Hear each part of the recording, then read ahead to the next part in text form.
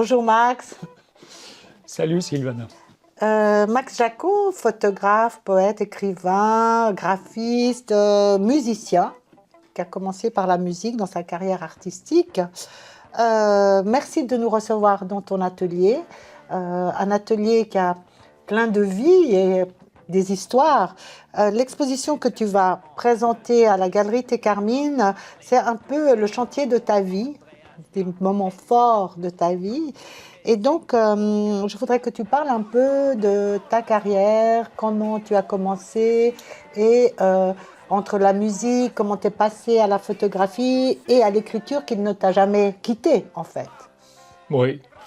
Enfin, d'abord, je voudrais aussi te remercier parce que avec cette exposition qui était un peu spéciale, puisqu'on a décidé de faire l'organiser comme un trajet de vie, je dirais que tu m'as bien soutenu parce que là, je suis descendu plus profond que d'habitude dans les rapports entre ce que je fais et ma vie.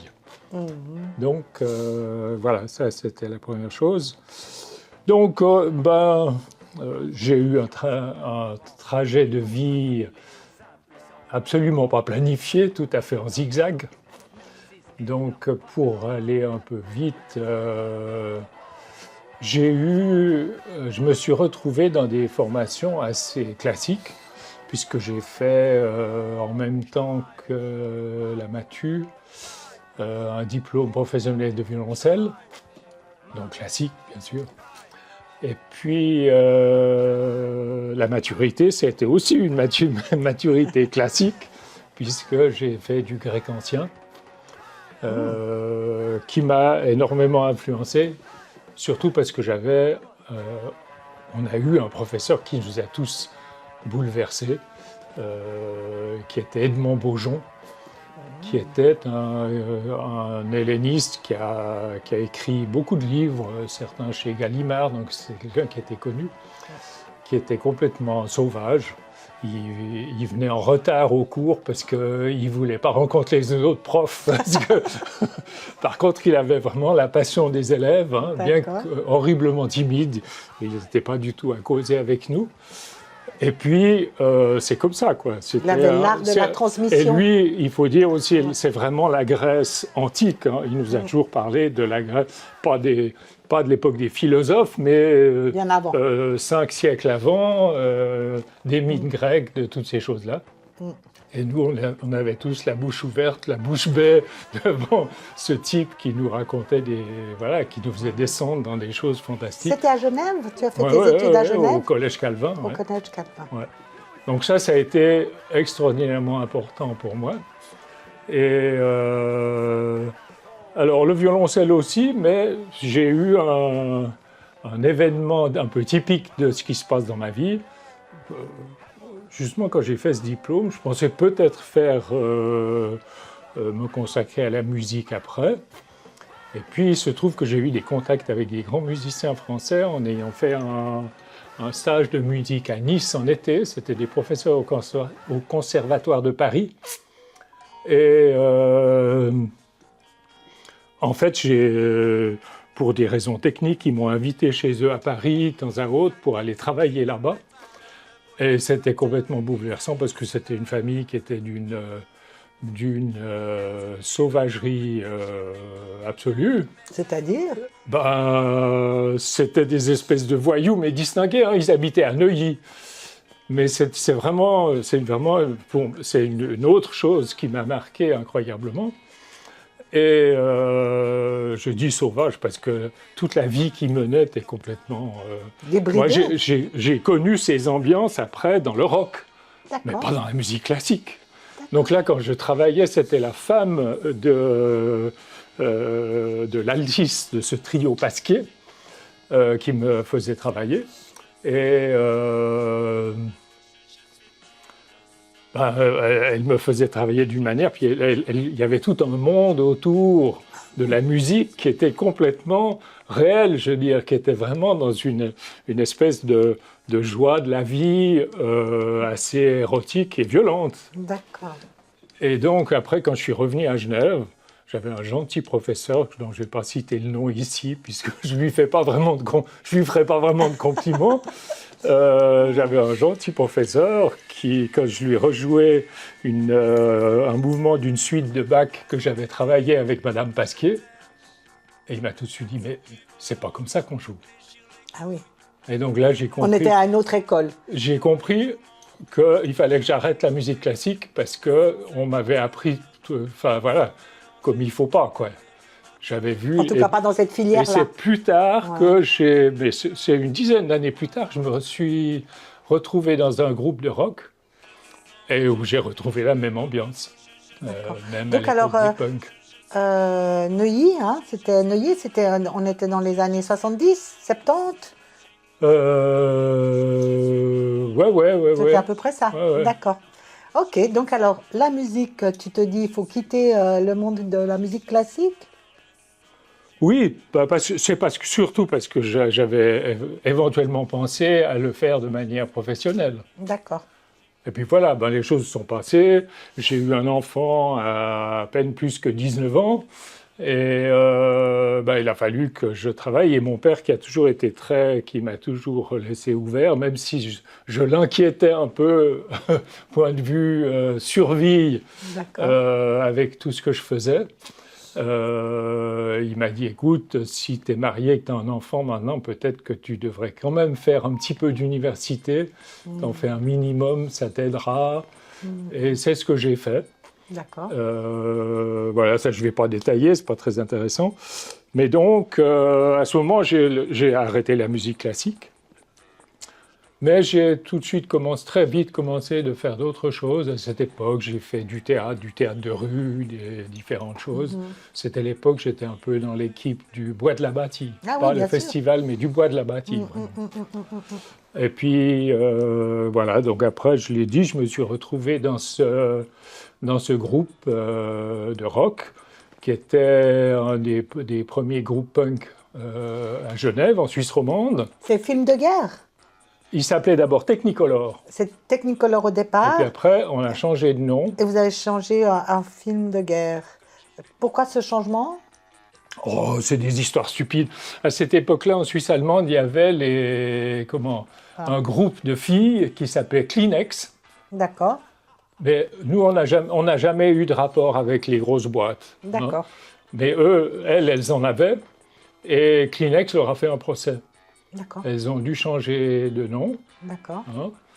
Et nous, on s'est dit, comme on sortait le grand disque, on s'est dit, bon, peut-être qu'on prend les devants puis qu'on change de nom. Technicolor, on n'aurait pas eu besoin, parce que moi, j'aime moins film de guerre que Technicolor. Technicolor, parce que qui était Technicolor? C'est parce que c'est le procédé Technicolor. Ah, c'est le procédé. Mais nous, on l'écrivait avec Y. D'accord. Non, c'est pas écrit là. Ok, d'accord. Donc alors, tu n'es pas encore dans la photographie, là?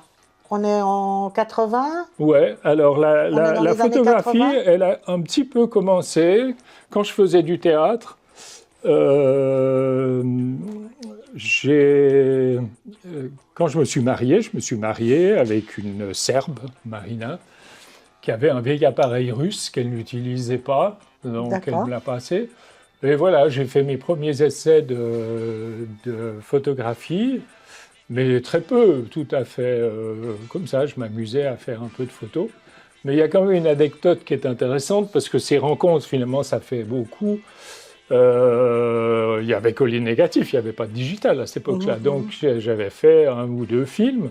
Puis je savais, j'habitais vers Champel, et en descendant en ville, j'avais vu là sur les terrasses, tu sais, au-dessous du boulevard Helvétique, j'avais vu qu'en haut de la rue des Belles-Filles, qui s'appelle autrement maintenant, à l'angle, il y avait un photographe où tu pouvais développer. Alors je vais chez ce vieux monsieur, je lui fais développer mes films, puis la deuxième fois où je lui ramène des films à développer, il me dit « Mais pourquoi vous ne faites pas vous-même » Donc il m'emmène dans son labo et il m'apprend à faire des développements. Génial. Ouais, Monsieur Dantan, D-E-N-T-A-N. Waouh.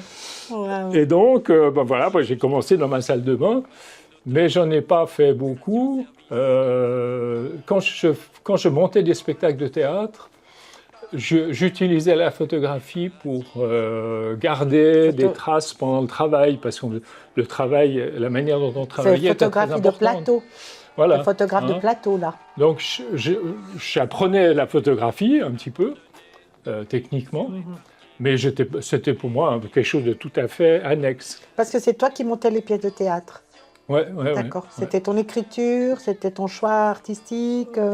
Voilà, ouais, c'est moi qui montais des. Et quel genre de théâtre Il y a eu plusieurs choses parce que il faut dire qu'à l'école j'étais mon grand copain à l'école, c'était Claude Schratz.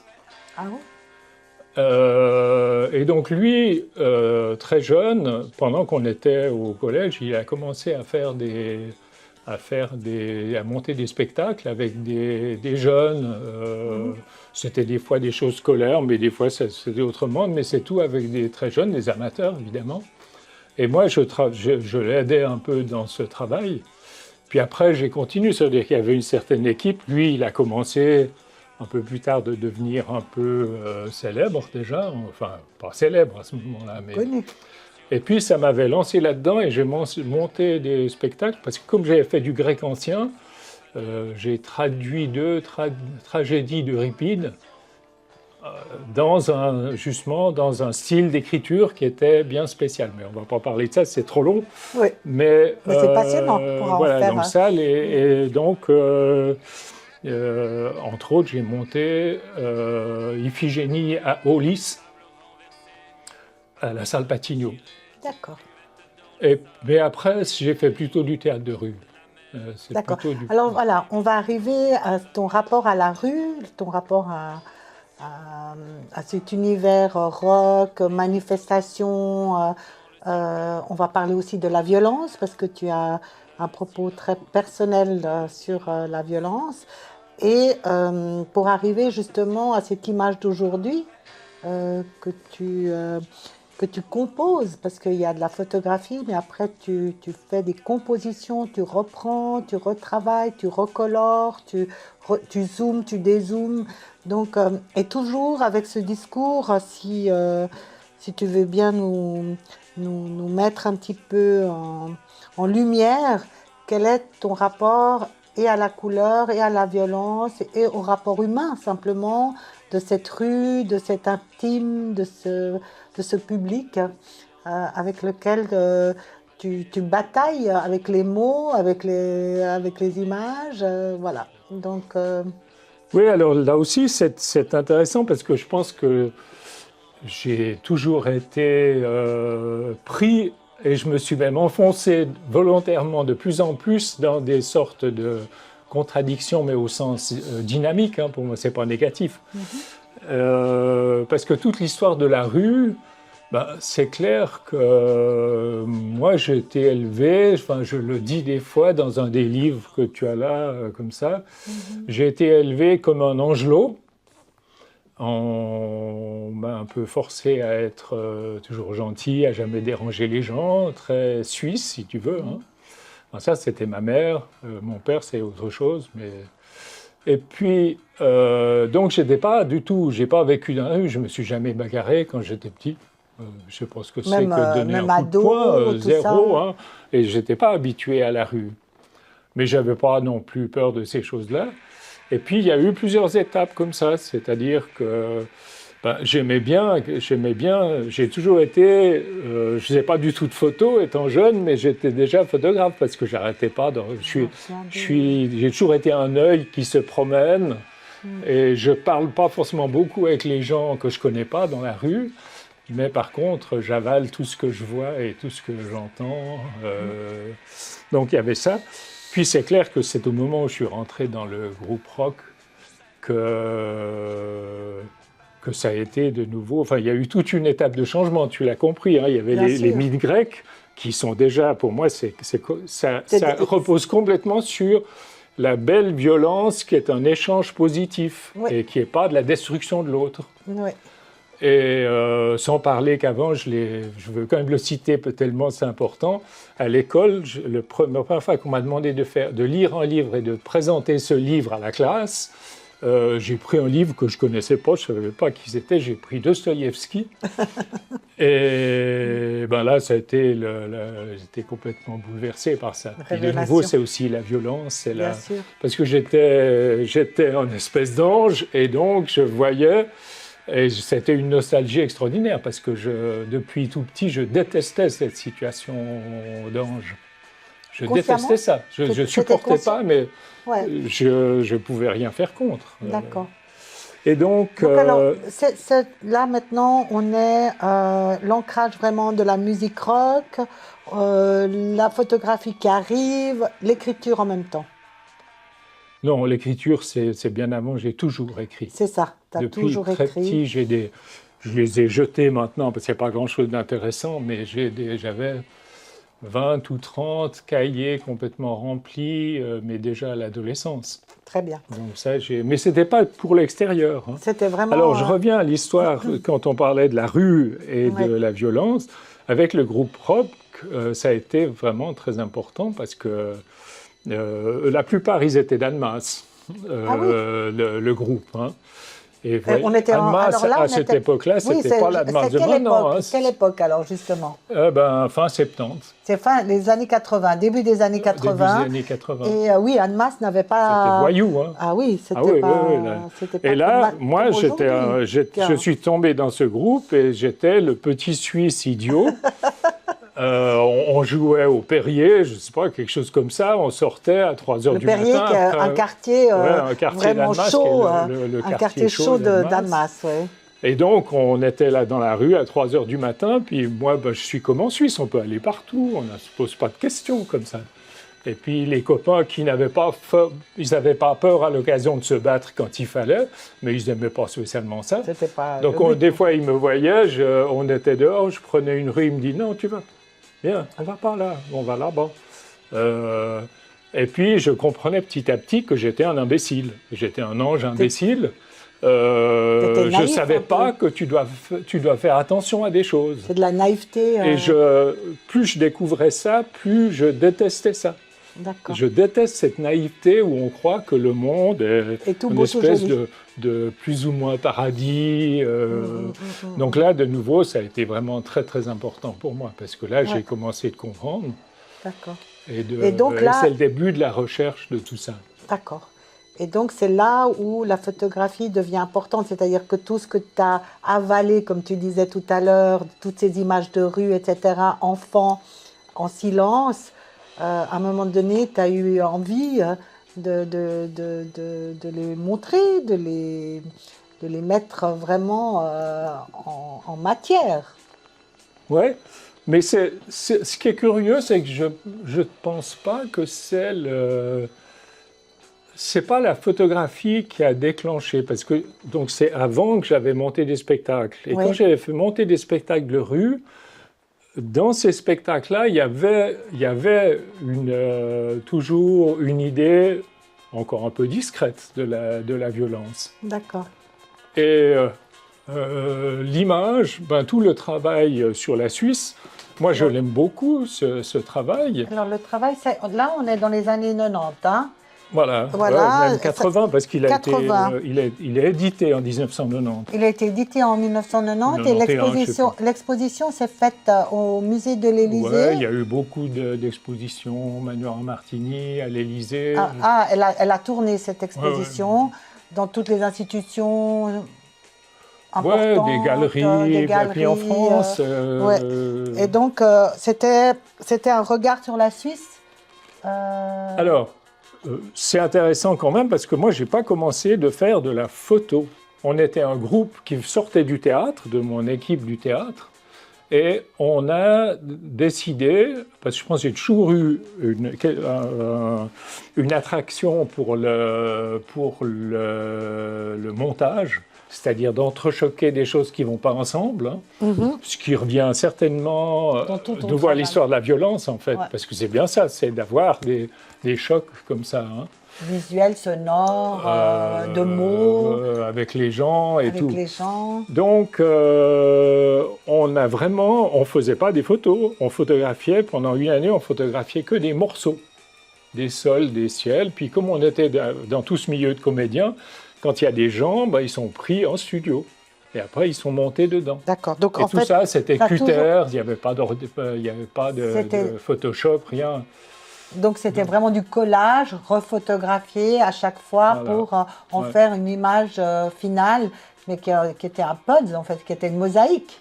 Voilà, C'est mais une- entièrement faite par nous-mêmes. Quand on Ouais. dit du collage, en général, on pense qu'on utilise des images d'autres gens. Alors que vous, Donc vous avez... nous, c'était que nos images. Voilà, hein. c'est-à-dire on avait, tu prends, on avait une archive assez vite énorme, on avait des dizaines Et de c'était milliers de intentionnel négatifs. de prendre des morceaux de ciel, de terre, des zooms sur Ouais, des on choses. avait des idées d'où ça allait s'utiliser, mais c'est D'accord. après que ça se Une fois construisait que- très lentement. D'accord.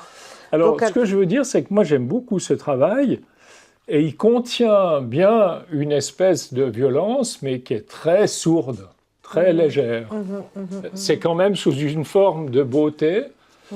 D'ailleurs, l'histoire de la Suisse, il faut voir que c'est particulier, parce que nous, notre technique, c'était que ça ait l'air d'une photo, Oui, hein, avec un petit malaise, que ça laisse un petit malaise. comprendre. Hein, Et puis, d'essayer une fois, de on s'est dit, comprendre. mais ce serait génial, parce que ça nous ferait voyager dans toute la Suisse, qu'on ne connaissait pas forcément bien.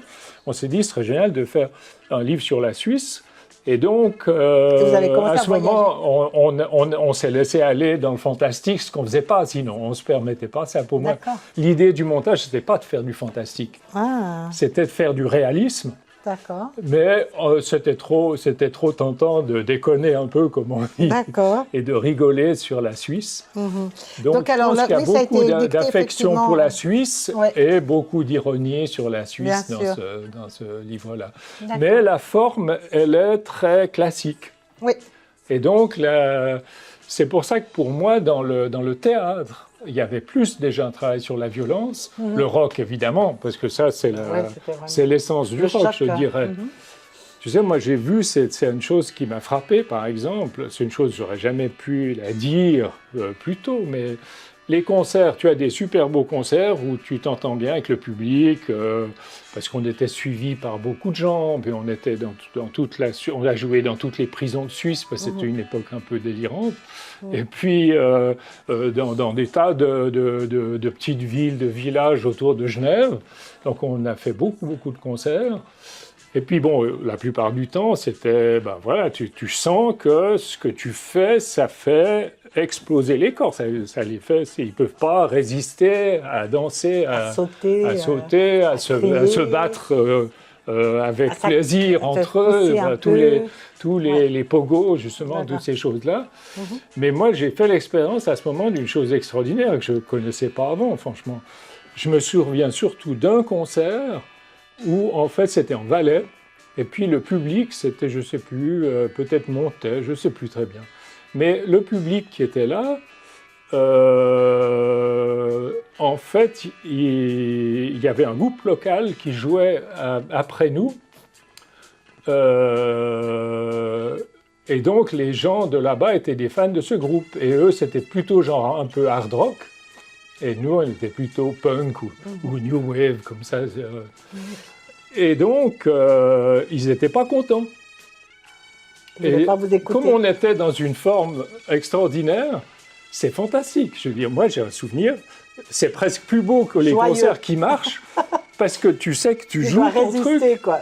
tu reçois des canettes sur la gueule, ils te balancent les canettes, ils te sifflent, et tu leur renvoies ton truc, tu es en pleine forme. Tu vois, et ce genre de conflictualité qui est... parce que tu finis quand même par les faire danser aussi, tu vois. Très bien. Mais cette bagarre, elle est fantastique, tu vois.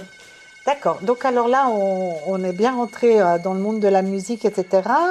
Il y a eu un moment où tu t'es vraiment lancé collectivement avec d'autres photographes, où je crois que tu avais mis en place une exposition, ou en tout cas un concept d'une photographie par jour.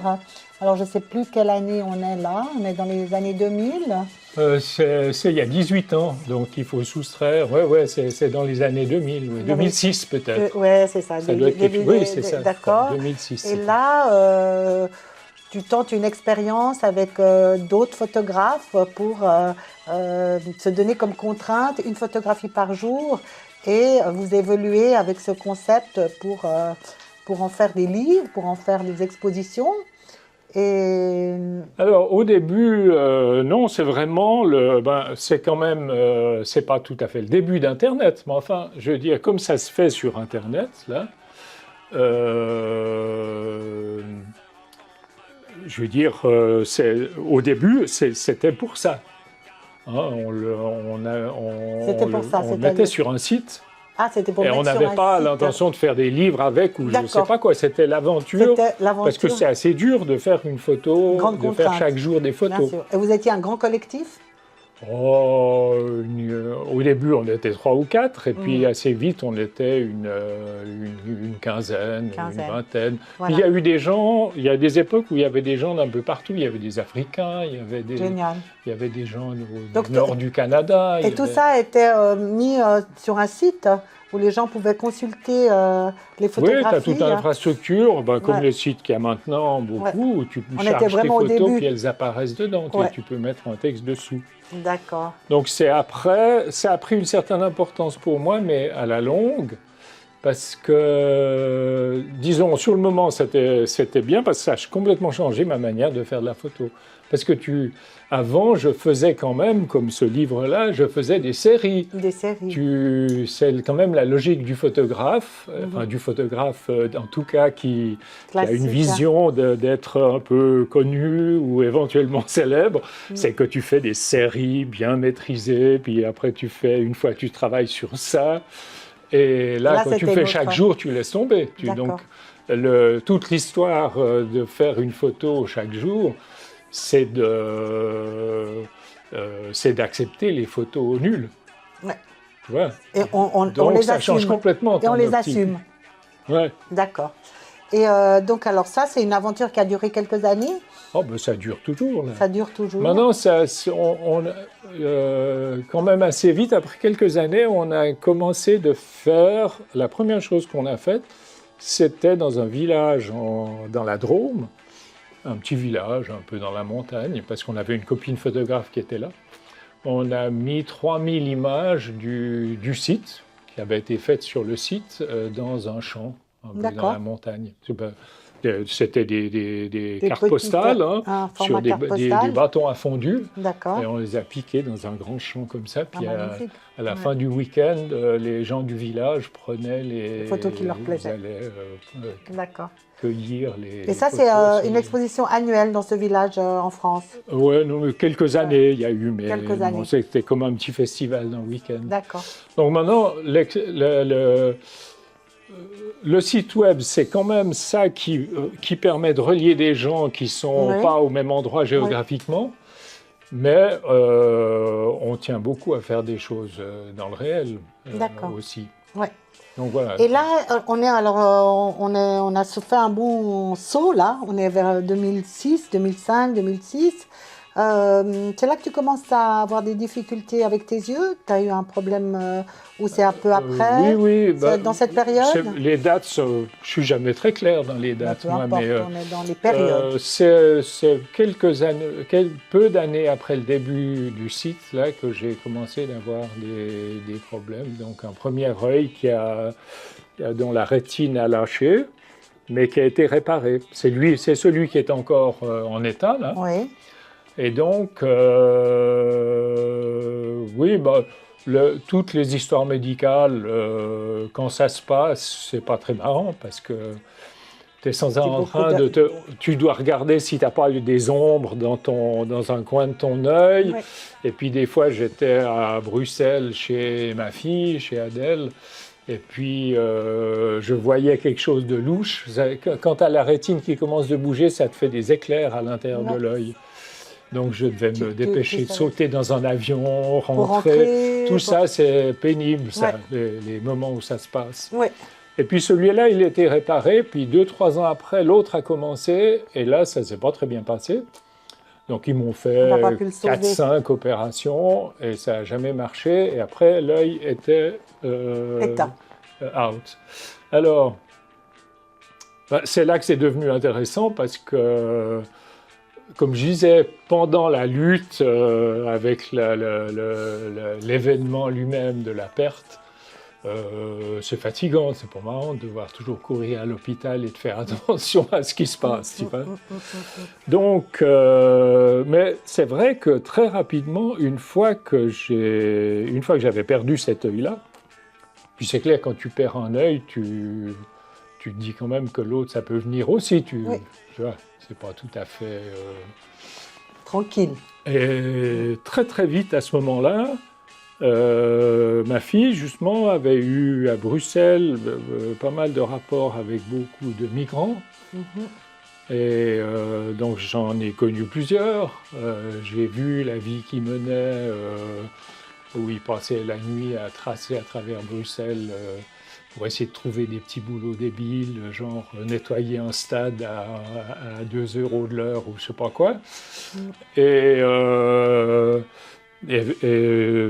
en partie, je connaissais les voyages qu'ils avaient faits, qui sont hallucinants de violence. Hein.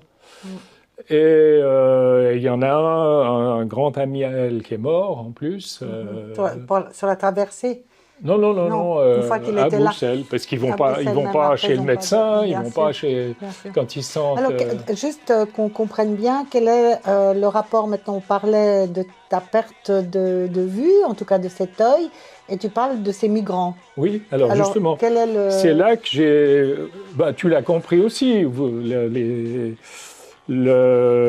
quand je me suis mis à faire du rock, j'ai compris le monde protégé, imbécile dans lequel j'avais vécu. Voilà. Et là, c'était la même chose. Je veux dire, c'était justement une période où j'avais eu une proximité avec ces gens, où j'avais vu la violence qu'ils vivent, qui nous est complètement épargnée à nous. Et j'ai très vite senti, une fois que les histoires médicales étaient terminées, j'ai tout de suite senti que, en fait, cet œil perdu, c'était mon honneur retrouvé par rapport à tous ces gens. C'est-à-dire, je me disais, enfin, je ne vais pas être un petit Suisse imbécile qui aurait été protégé jusqu'à sa mort. Magnifique. Et ça a été très fort pour moi. Et puis, je pense que ça rejoint d'autres choses aussi. C'est vrai que j'aime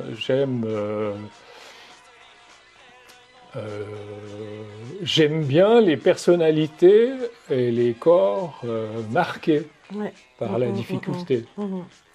Bon, c'est très émouvant. Hein. J'ai eu même un moment moi d'ailleurs. d'émotion.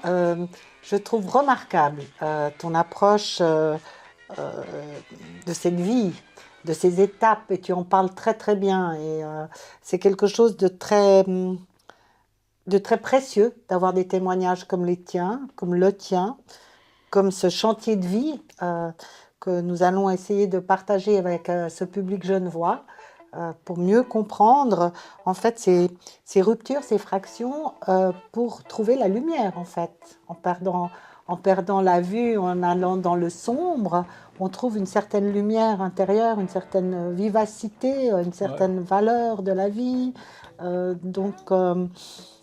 C'est vraiment... merci pour ce témoignage. Merci parce que ce n'est pas facile aussi de partager ces moments profonds. Et c'est aussi un appel à la vie et à l'espoir. De se dire que ce corps qui fatalement, pour chacun de nous, se défait, devient plus fragile, devient plus douloureux. Et toi, t'en fais un hymne à la vie et à la vivacité de l'être du vivant. Ouais. En tout cas, merci pour ça. Donc, on rappelle, l'exposition va se dérouler le 22 mai à la galerie Thé Carmine à partir de 18h. C'est le vernissage en présence de Max. Et nous allons...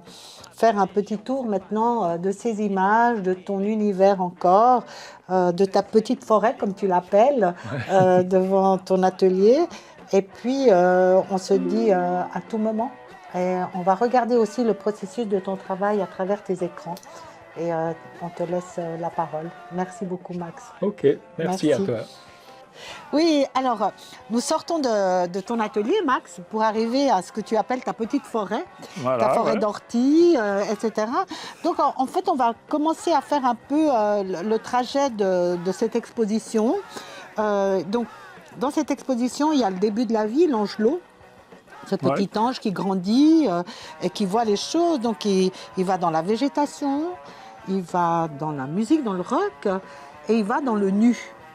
Et puis après, des petits éléments, évidemment, des éléments de la Suisse, etc.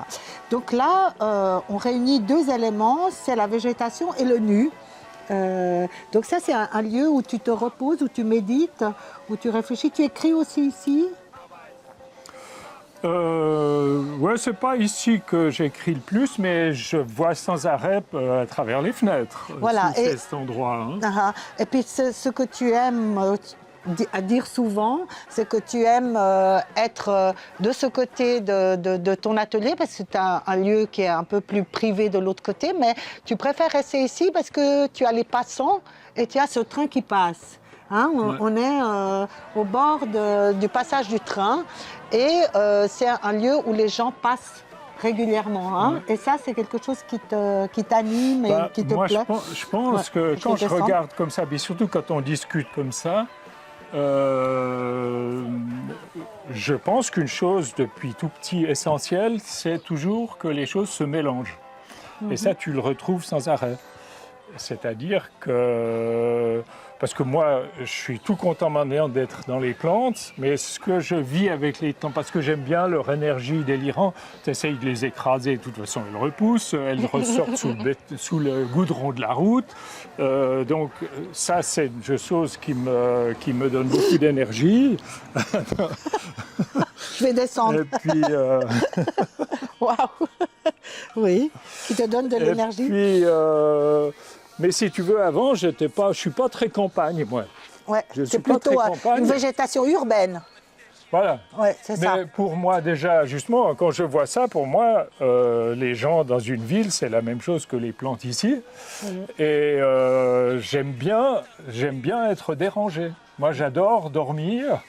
Disons en tout cas pour les siestes, mais même la nuit, j'aime bien dormir dans un endroit Où il y a des bruits, un peu de un bruit. peu de bruit. Pas du hard rock toute la nuit, tu dormirais pas beaucoup, mais D'accord. je veux dire, j'aime bien être dérangé et j'aime bien ce télescopage. Là, c'est des gens qui remontent depuis, là, il y a des immeubles l'arbre, là-bas, les etc. gens, ils sont à pied et ils remontent le long de cette rue-là. Et je les vois à travers la végétation. Il y a des images d'ailleurs, mais je crois qu'il n'y en a pas dans l'expo, mais où on voit les gens à travers la végétation. Et je pense que c'est toujours la même chose. Et là, tu le retrouves dans les images. Sur le comme nu. là, Oui. on a tous ça, c'est plus des montages. Hein. On appelait ça des mosaïques. Voilà. C'est-à-dire qu'on voit les morceaux. C'est pas reproduit. Les montages, ils sont reproduits puis tiré sur un papier barite, tout bien. Tandis que ça, il n'y a qu'un original et tu vois les morceaux. Il est collé. Et toujours cette idée de télescoper des choses qui ne vont pas ensemble. Et dans les images de l'expo, il y en a justement plusieurs qui sont très fortes. Pour moi, c'est justement, il y a une image de végétation avec des corps. Tu ne sais pas très bien si c'est de la végétation ou autre chose. Et en ce moment, pour moi, je dirais aussi un peu politiquement, enfin c'est peut-être un grand mot, parce que je ne sais pas si c'est de la politique, c'est de la politique de la vie quotidienne. Mais toute cette idée que j'ai mis d'ailleurs dans un des livres, sur le dernier livre que j'ai fait sur cette rénovation à la Jonction, il y a des personnages. Déjà, j'ai mélangé les témoignages des gens en créant des personnages qui sont des fois tirés de 2 ou 3 personnages. Il y a des gens qui peuvent apparaître dans plusieurs personnages aussi.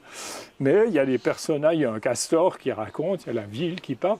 Et pour moi, le fait d'arrêter de faire des catégories, c'est-à-dire pour moi, le fait d'arrêter de penser qu'on est des humains, et puis qu'on est quand même à une autre échelle que les autres, et qu'on a donc le droit de massacrer tout ce qu'on veut. D'accord. Pour moi, c'est complètement... Parmi les vivants. Et je trouve que c'est la fiction, c'est une chose importante pour faire bouger le problème, tu ne vas pas faire une théorie comme quoi un humain, c'est la même chose qu'un chien et la même chose qu'une feuille.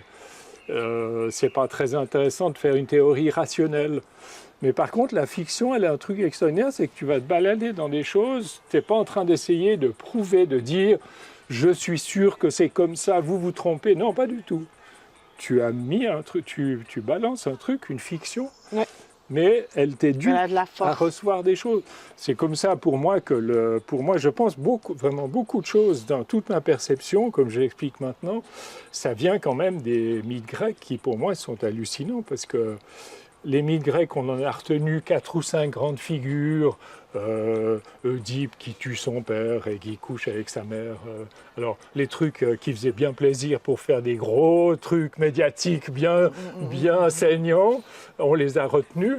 Mais les mythes grecs, c'est pas ça. C'est des milliers de personnages qui tous sont pris dans des trucs. Et tu vois très bien que il y a beaucoup de ces personnages souffrent. Tu vois, tu as Prométhée qui se fait manger le foie par l'aigle, ou je ne sais pas quoi. Et la souffrance, elle fait partie de la vie. C'est pas montré comme des choses horribles qu'on devrait vouloir effacer. Très bien. Il y a un énorme mélange. Continuons sur ce chemin de la grande souffrance. La visite à l'intérieur de ton atelier, il y a quelques images qui sont déjà produites, finies, que nous sommes en train de voir là. On ne va pas trop les dévoiler, hein. On va laisser un peu le suspense. Donc, comme je le disais tout à l'heure, c'est un endroit très vivant, un désordre dérangeant, mais comment on appelle ça, qui t'appelle. Voilà. C'est très encombré. Comme ton esprit est très très dense comme ça, il y a une densité dans ton atelier qui est comme ça. Donc alors, tu as fait des rideaux avec tes photos, tu as mis une protection. Alors ça, c'était avec c'est un beau projet qu'on a eu avec le groupe Une par jour, ce groupe de photographes. C'est celui-là, donc oui. Voilà, on avait fait à La Rochelle, au bord de l'Atlantique. D'accord.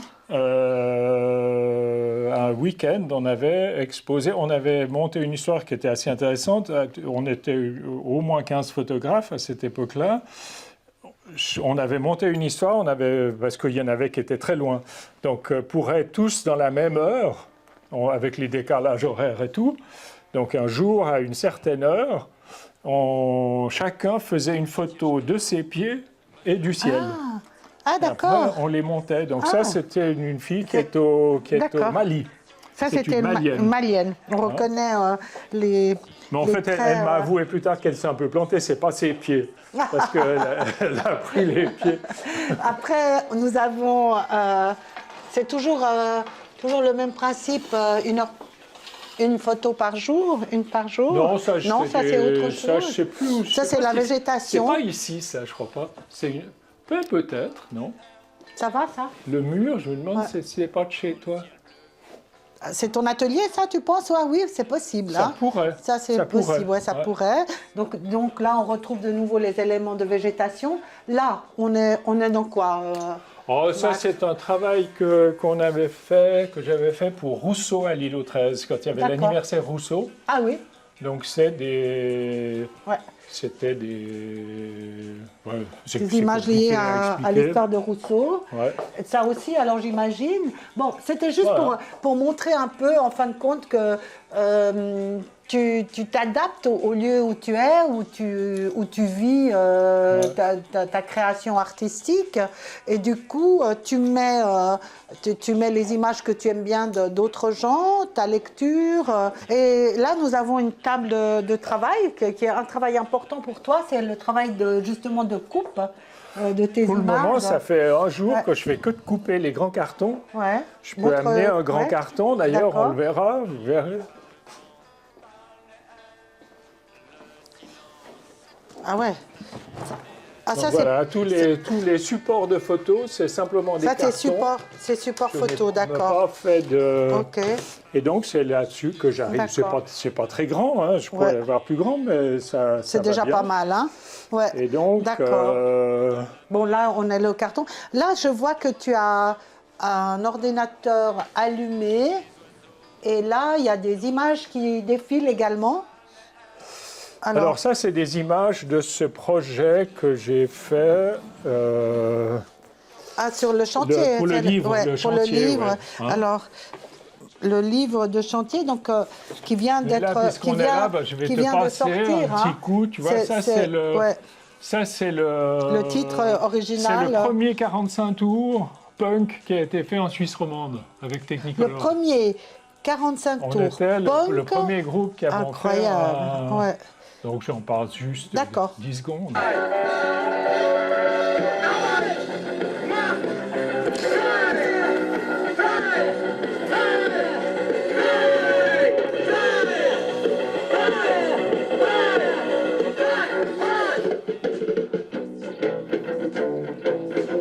Donc c'est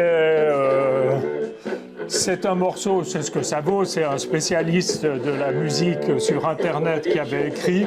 Il avait fait une liste des 20 morceaux les plus violents de l'histoire. Et le taux de 77 et ça. Je pense que c'est pas tellement la musique elle-même. C'est qu'en fait, c'est un truc sur la bande à Bader. Qui se sont tous fait tuer, ils se sont fait suicider dans les prisons en Allemagne.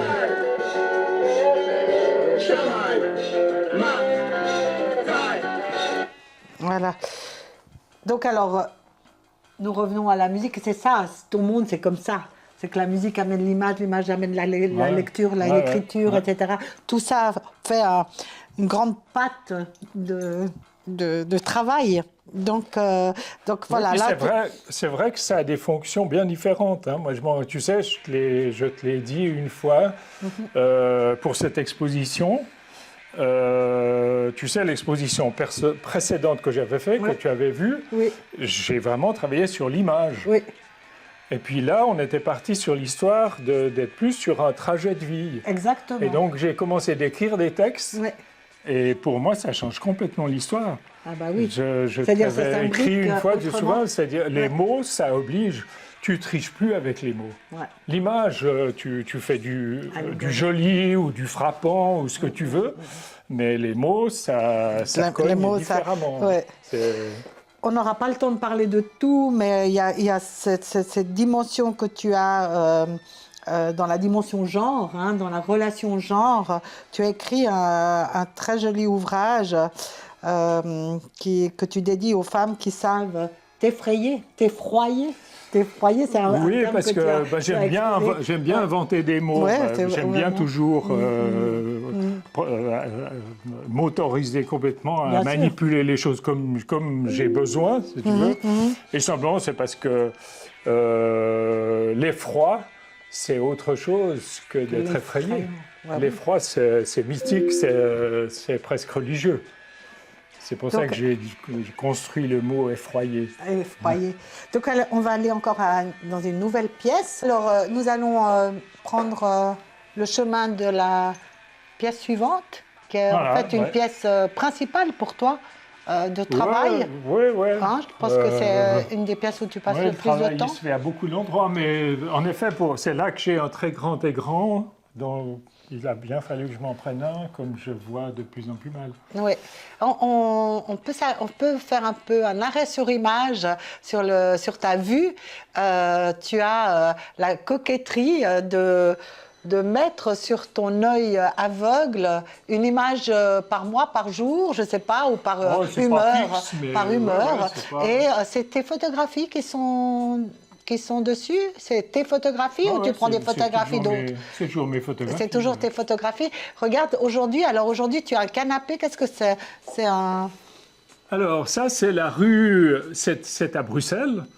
C'est la rue où habite ma fille, et donc ma petite fille, Ina, qui aura participé à l'exposition.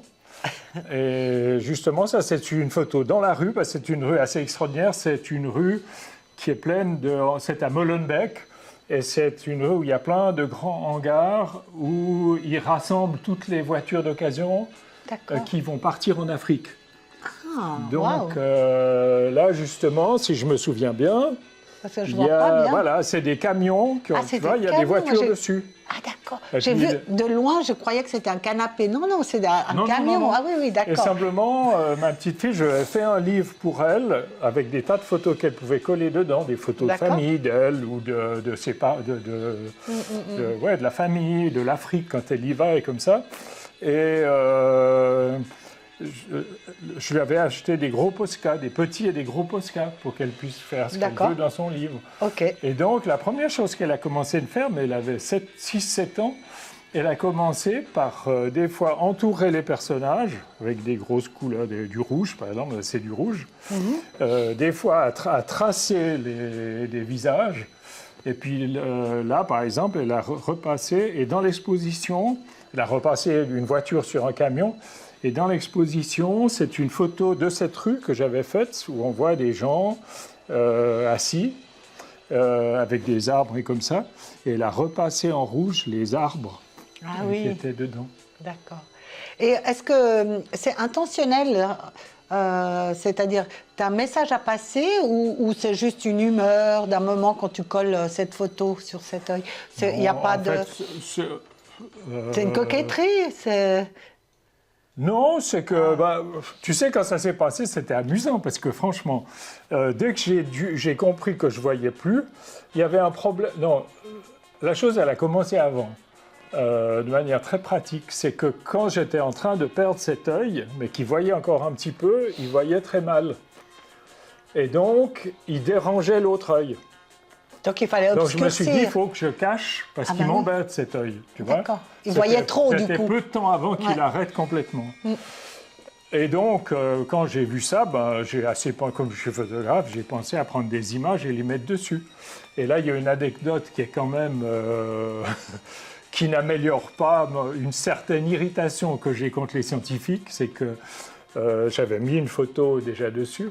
Et quand je suis retourné chez le chirurgien, qui m'a d'ailleurs raté la réparation, enfin, je ne dis pas que c'est de sa faute, hein, mais quand même, le chirurgien, le professeur, il me dit, vous savez, en pharmacie, vous pouvez trouver des trucs noirs à mettre dessus.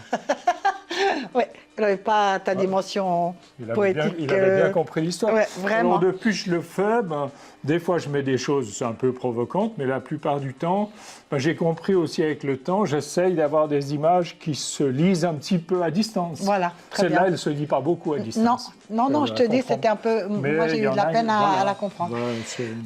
On peut continuer le chemin. Voilà. Voilà, ouais. Donc,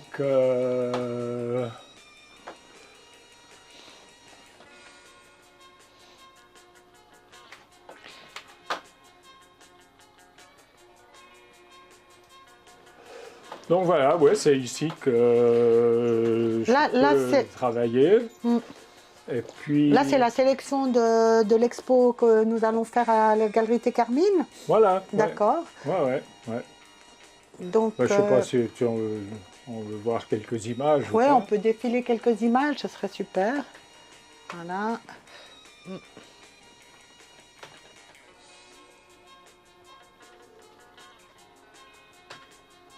Donc il y a quand même des images très différentes de beaucoup d'époques. Mais je pense qu'il y a une cohérence entre toutes ces choses-là. Absolument. Il y a une même logique.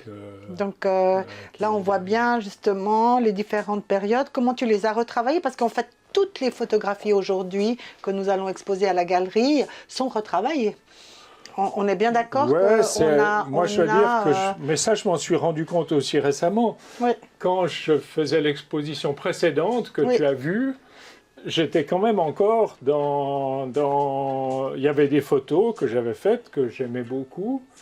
Et voilà, je les ai mises là. Et puis, de nouveau, à cause du texte, en travaillant avec ces choses-là, j'ai compris qu'en fait, c'était pas mon boulot. C'était pas mon boulot de faire de la photo. Je suis pas un photographe. Tu sais, de toute façon, moi, je fais de la... Alors là, juste, excuse-moi, hein, là, on est sur cette photographie. J'aimerais quand même qu'on dise 2 mots sur cette photographie. C'est un autoportrait. Mais ça, tu vois, c'est intéressant, par exemple, de comprendre aussi techniquement par rapport à comment ça se fait. C'est pas très difficile. Mais je veux dire, je pense que pour moi, c'est vraiment un truc super important. Je sais pas si tu vois, mais sur le visage, tu as du jaune ici. Qui reprend le jaune C'est-à-dire du tout fond. se traverse. Ouais.